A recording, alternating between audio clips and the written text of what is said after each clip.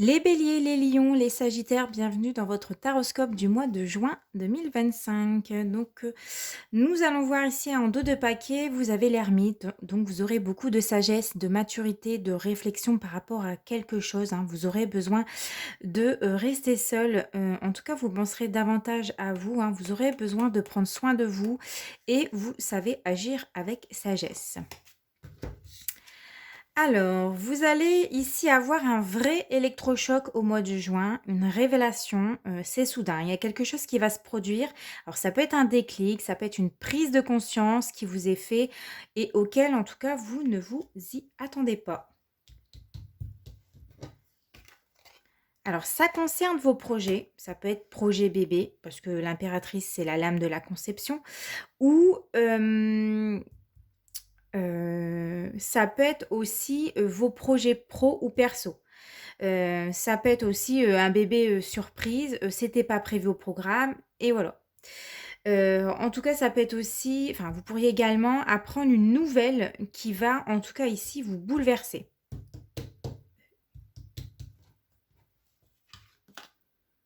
Alors là, la tempérance, elle est sortie à l'envers pour vous, donc on annonce ici des conflits, des disputes, de la mésentente avec, les personnes autour de vous.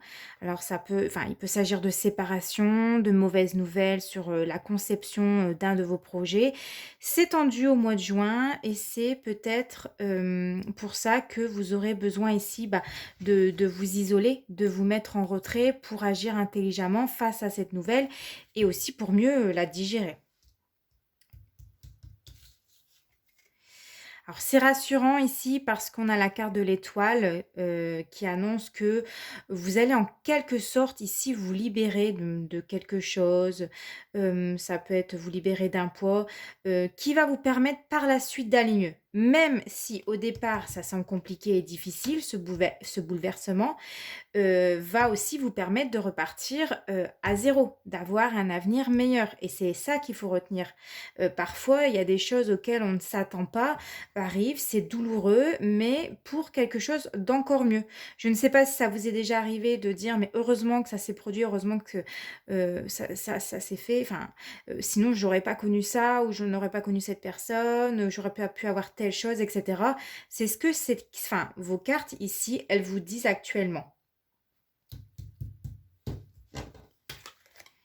Alors c'est la justice divine, hein, qui s'en charge. Elle vient remettre de l'ordre dans votre vie afin que justement vous puissiez trouver un équilibre dans votre vie, afin que tout soit aligné.